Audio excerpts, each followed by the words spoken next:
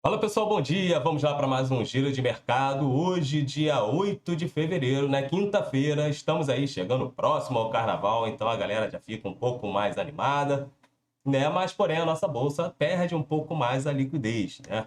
Então, nós tivemos bastante coisas acontecendo. Ontem, nós tivemos o destaque da manhã com o balanço do Bradesco, né? Aonde o Bradesco mencionou o seu lucro, porém ficou abaixo das expectativas e a galera não gostou muito, né? Acabou batendo bastante. Então, o Bradesco que tinha subido, né, na sessão anterior à divulgação do seu balanço, depois que alguns bancos mencionaram, né, que a deslistagem, né, da Cielo no índice, isso favoreceria o Bradesco, né, mais do que o Banco do Brasil. Então o Bradesco acabou ganhando muita força, o pessoal ficou empolgado com a divulgação do balanço no dia posterior, né, que foi ontem no caso, ontem pela manhã, e acabou ficando decepcionado e a galera bateu bastante. Depois a gente vai botar o gráfico do Bradesco da Massa aqui para vocês, beleza? Bom, olhando aqui no geral, né, ontem nós tivemos também as bolsas europeias no fechamento, na fechada, ó, no fechamento, encerrando, né, a sessão em queda com as incertezas sobre a perspectiva para a taxa de juros lá na zona do euro, né? Então nós temos alguns cenários no mundo aonde todo mundo está olhando a parte do afrouxamento monetário, tanto na Europa quanto lá nos Estados Unidos, beleza? Só que uma dirigente, né, no caso do BCE, né, mencionou que ainda tem muita preocupação com a taxa com a inflação lá na Europa, né? A China vem exportando, né, desinflação para o mundo, né? Isso está sendo bem visto, entre aspas, porque quando ela exporta essa desinflação, isso quer dizer que ela está desacelerando, certo? E a gente não pode ter uma China desacelerando.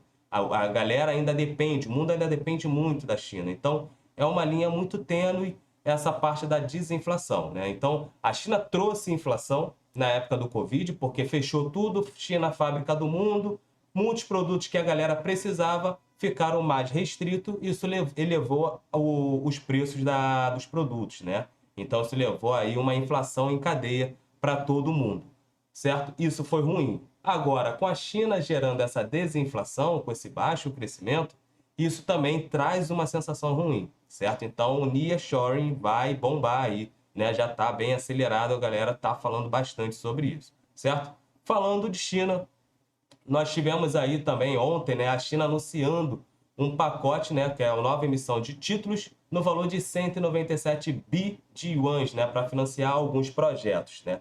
E vamos entender como é que esses projetos vão vir para aquecer a economia chinesa e está todo mundo olhando também para a construção civil, certo? Porque aí, tendo esses projetos na construção civil, minério de ferro tende a ganhar um pouco mais de força e isso pode impactar aqui no nosso Brasilzão, porque vai bater aí na nossa querida Vale, né?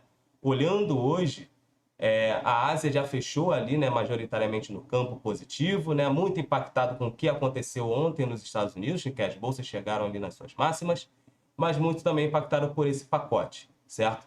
Só que a China daqui a pouco vai entrar no seu feriado, né? Seu feriado lunar. Então, quando fica fechada ali a China, o mercado asiático fica ali fechado, porque a galera começa a viajar. Isso tende a gerar mais consumo, tá? Isso tende a gerar mais consumo esse feriado, porque tem muita viagem, né, acontecendo ali na China, né, de um lado para o outro, então tem muito consumo de combustível, então o petróleo deve ganhar um pouco mais de força, né? A gente já está com o petróleo quase batendo ali os $80, o Brent está trabalhando ali na casa de $79 e 23 cents, então vamos aguardar, certo? Ontem nós tivemos também alguns membros do Fed conversando, né, falando um pouco mais, né? Então eu vou te chamar a atenção aqui para dois, né? Para Susan Collins, né, que é de Boston, e o Tom Barkin, né, que é outro dirigente do Fed, né, distrital de Richmond.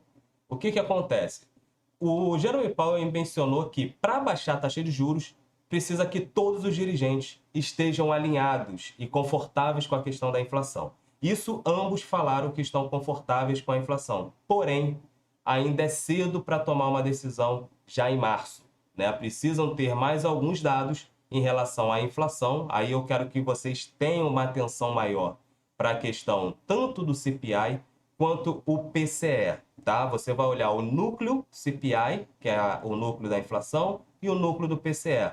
E tem também o Real PCE, tá? Então, para vocês também, o PCE real, para vocês poderem ter mais uma noção se está tendo uma desaceleração ou não. O mercado de trabalho continua mostrando ali uma solidez. Eles também estão vendo que a economia também mostra uma solidez. Porém, eles precisam baixar um pouco mais a taxa de juros, que já chegaram no consenso que a taxa de juros já chegou no seu nível ótimo. Chegando nesse nível ótimo e a inflação continuando a caminhar para os 2%, pode ser que eles não precisem chegar aos 2% para começar a cortar a taxa de juros. Então, isso foi visto com bons olhos, né? A galera não criticou tanto é que as moedas globais acabaram perdendo, o dólar acabou cedendo um pouco ontem, né? Depois dessas falas, beleza? Lá em Nova York, os índices fecharam em alta, né? Então, batendo ali novos recordes. Ontem à noite, nós tivemos o balanço da Disney, né? Então, no aftermarket subindo aí 6% a Disney. Então, vamos ver o que vai impactar hoje, né? O que vai trazer. Até porque hoje nós temos índice de pedidos iniciais de seguro-desemprego, tá? Agora, um ponto que a gente tinha visto até mesmo no mercado norte-americano foi o New York Community Bank Corp, né? Então, é um banco médio, né, lá, que acabou tendo um problema com a questão de liquidez e depois que atualizou sobre a sua liquidez e depósitos, o banco acabou fechando em alta ali de 6,6%, né? A parte dos bancos norte-americanos tem uma preocupação, certo? Em relação à liquidez dos bancos, né? Ainda mais os bancos médios.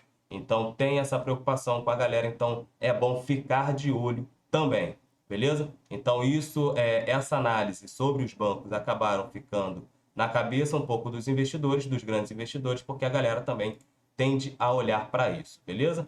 Bom, um outro ponto que nós tivemos lá, o crédito ao consumidor crescendo 1,6 bi, previsão de 12 bi aí. Então, assim, tá bem tranquilo, né? O crédito ao consumidor nos Estados Unidos registrou um crescimento de 1,6 bilhões de dólares em dezembro de 2023, né? Informado aí pelo Federal Reserve, né? Então, a galera aí, o crédito tá crescendo, né? Agora só tem que saber se a galera tá pagando, né? Porque só ter crédito não adianta muita coisa, certo? Vamos lá. Ásia e Oceania fechando majoritariamente no campo positivo, né? Mas sem uma direção única. Europa sem uma direção única também, né?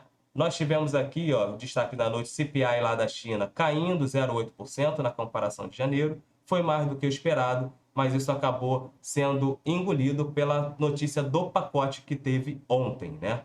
Que é a notícia do pacote que nós tivemos ontem ali na Ásia, beleza? Vamos olhar aqui rapidamente como é que tá como é que fechou o nosso Ibovão da Massa, né? Ibovespa, que acabou tendo uma grande alta aí na terça-feira, né? Então, nós tivemos aí basicamente, aqui, nós tivemos um grande volume, né? Ali de negociações. Nós tivemos um volume financeiro de 21 bi e nós tivemos aí, na questão aí, uma subida de 2,21%, certo? Bom, olhando o portfólio do Bovespa, olha o que aconteceu com o Bradescão da Massa, né? Quase 5 bi de negociação, a galera vendeu e vendeu bastante, né? Quase que 16% de queda. A gente vai falar aqui de Bradesco, beleza? Petróleo aqui, petróleo e gás acabou tendo aí a sua lua de mel, né? Todo mundo ali no verdinho, até porque o petróleo ontem ganhou um pouco mais de força, as tensões no Oriente Médio não cessam, né? Então continuam em alta. Israel falou aqui, não vai cessar fogo até ter literalmente, né, a vitória sobre Hamas. Então isso ainda continua ganhando força. As tensões ali no Mar Vermelho também continuam ganhando força. Então isso acaba afetando bastante. Um outro ponto que puxa o petróleo é esse feriado lunar chinês, né? Esse feriado da China gera muita movimentação, muitas viagens internas. Então isso acaba gerando um consumo muito grande de combustível, né? Gente pra raio ali. Bom, Vale deu aí o seu alívio, né? 0,19% de alta, nossa maior empresa do Ibovão da Massa, mas o que afetou muito ontem foi o setor financeiro, porque o setor financeiro acabou apanhando junto com o Bradescão da Massa, certo? Bom, o que está fazendo aqui, a gente tinha traçado essa lateralização, a gente acabou ganhando essa lateralização, né? Agora está testando essa linha aqui, né? Esse teto do nosso caixote aqui como suporte. Então, testando isso aqui, ganhando essa região dos 130 mil pontos, 130.500, 131, a gente tende a vir aí para fazer novas altas do nosso Ibovão da Massa. Não vou tirar esse caixote, ele vai continuar aqui, beleza? Até porque a gente entra num período de baixa liquidez ainda, tá? Doleta, tendência do dólar ainda é de queda, tendência primária de queda. Ontem nós tivemos aí com as falas, né, dos dirigentes do Federal Reserve, né, e também lá da dirigente do BCE, o dólar perdendo força no mundo, né? Então as moedas começaram a ganhar um pouco mais de força e o dólar ficou fraco. Ontem nós tivemos aí um dólar basicamente neutro, né? 0,08% aí de alta, mas no geral, ainda está fraco, né? Então, o dólar não ganhou aí, não teve motivo para ganhar os seus R$ 5, onde a galera tende a defender bastante, tem muita gente vendida nesses R$ 5 defendendo, então acreditando na queda do dólar, né? Os institucionais aqui, então, a maioria está vendidaça na doleta, beleza? Bom, vamos falar aqui de Bradescão da Massa. Nós tínhamos esse canal de alta que estava tudo muito lindo, tudo muito bem, né? Mudança no comando de Bradesco, mas água no chope da galera, água no chope da galera. Por isso eu sempre falo para a galera, não olhe somente os preços, olhem os fundamentos, beleza? Olhem também os fundamentos. Bom, vamos olhar aqui. O Bradesco, né, ele apresentou os lucros um pouco mais fracos, né? Apesar da subida, né, de ter aí um aumento no seu lucro, o que que acontece? Frente ao que a galera estava esperando, foi abaixo do consenso, né? Então a gente tinha ali, então o lucro ali estava implicando ali em cerca de 17 bilhões, abaixo do consenso de 22,5, né, que a galera estava esperando. O banco também apresentou um guidance para 2024, né, que estimamos ali esse lucro, né, como eu falei, 17 bilhões, né, abaixo do consenso que a galera espera ali 22,5. Então, assim, muitas mudanças estão acontecendo no Bradesco, certo? O banco já contratou uma consultoria, a McKinsey, né, para poder fazer toda a trajetória. Devem enxugar, né, a previsão é de enxugar os cargos que estão na alta cúpula, né, porque isso leva também um bom dinheiro do banco, né, mas vamos aguardar fatos e dados, o que vai trazer. Entendeu? Então, aí os analistas começam a fazer todas as suas novas projeções para entender qual é o real valor de Bradesco hoje, se vale a pena ter Bradesco na carteira ou não, beleza? Então, Bradescão da Massa voltou basicamente ali para aquela linha de suporte que nós temos ali na casa de R$ 13,60. Então, está trabalhando nessa região até a galera entender. Agora, o que é isso aqui, Vini? Né? O que foi isso aqui? Nós tínhamos uma semana que a gente estava basicamente em alta, né? E depois simplesmente devolveu tudo e mais um pouco. Muita gente comprou porque viu muita gente comprando, certo? Então só viu o guidance do BTG e de outros bancos, né, falando que agora com a questão da Cielo, o Bradesco seria muito beneficiado. Então a galera não entendeu e comprou, foi comprando na manada, não sabia o porquê que estava comprando. Depois que tem o relatório do banco, o que acontece? A galera começa a vender. Só que os grandes players, né, estão ali vendendo para poder entender qual seria o melhor preço de Bradesco. O que acontece com a pessoa física que foi na manada, estopa. Então, uma boa parte disso aqui é stop, é desespero da galera, porque ainda não entendeu o que vai acontecer com o Bradesco.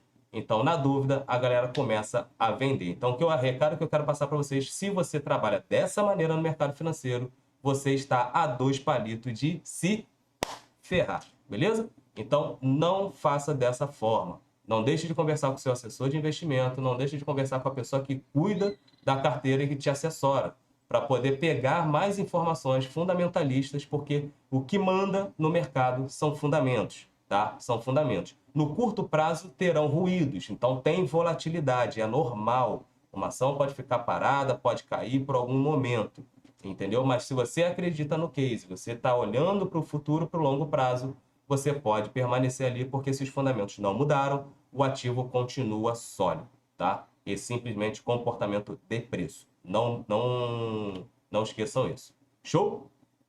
Bom, vamos falar aqui da nossa agenda. Eu vou trazer aqui a... E ontem nós tivemos também, né, uma questão muito boa, foi a o discurso, né, a entrevista do Mercadante, né, que é onde bota ali que quer que o BNDES volte a ser o banco do FHC, né, quando era 2% do PIB, então fazer mais investimentos, investimentos futuristas, né? Então, olhando mais para frente, o BNDES vindo como um banco realmente de desenvolvimento, certo? Então, ele não descartou a ideia de vender algumas posições que já estão maduras no BNDES, porém não pode confundir com algumas outras questões estratégicas, né? Por exemplo, como ele falou que queriam que o BNDES vendesse a participação da Petrobras. Porra, e a Petrobras, a participação do BNDES lucrou aí praticamente 100%. Então ele não deixou de mencionar isso. Mas não descartou a possibilidade de já desfazer de algumas ações que já estão maduras, ou seja, já chegou no seu alvo ali de crescimento, então agora vende, bota esse dinheiro em caixa e com esse dinheiro investe em novos projetos, certo? Vai investir em novos projetos. Isso acaba aliviando um pouco mais a questão do pacote de despesas do governo, certo?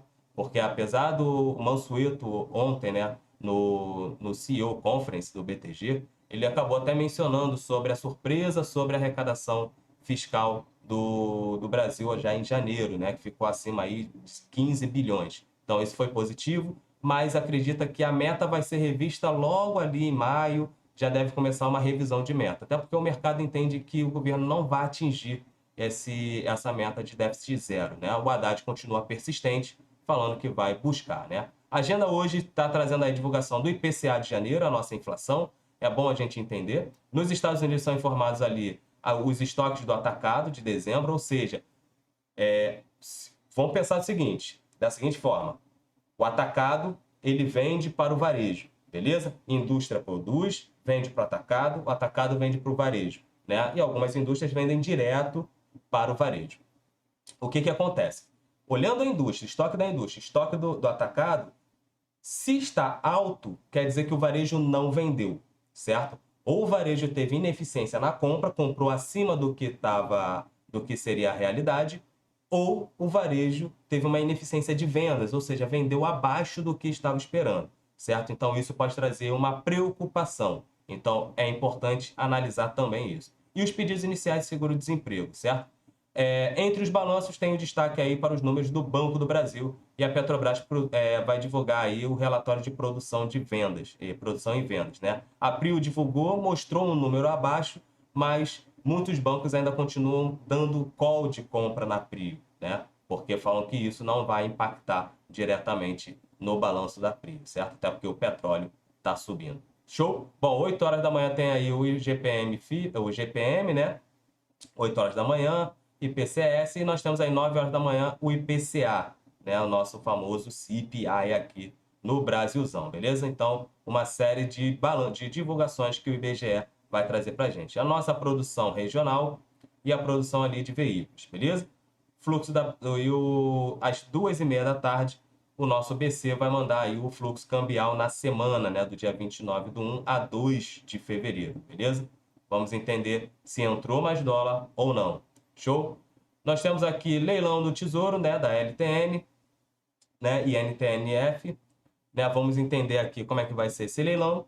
Até porque, por que a gente tem que olhar o leilão, né? Mas vai fazer preço? Faz preço se a galera não tomar tanto. Por quê? O Tesouro, ele é simplesmente o Tesouro, ele é simplesmente dívida do governo, certo? Então o déficit fiscal vira Tesouro.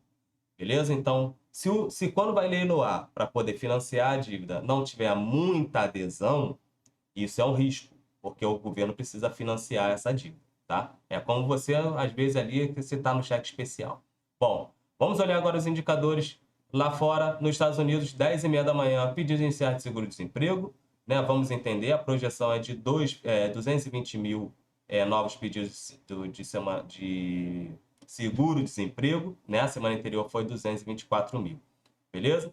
Bom, nós temos aí a secretária do Tesouro, Janet Yellen, participa da sessão no Senado. Isso aqui é importante porque provavelmente ela vai falar de gasto, né? Ela vai falar de gasto, aonde a galera tá de olho também, tá? Lá nos Estados Unidos é a mesma coisa e ainda mais em ano eleitoral, certo? E a meio-dia temos o Departamento do Comércio com estoque do atacado, conforme eu falei, que é interessante olhar. Tem mais dirigente lá do BOE, né? Catherine Mann, que vai falar meio-dia também. Então a gente está olhando aí Banco Central da Inglaterra.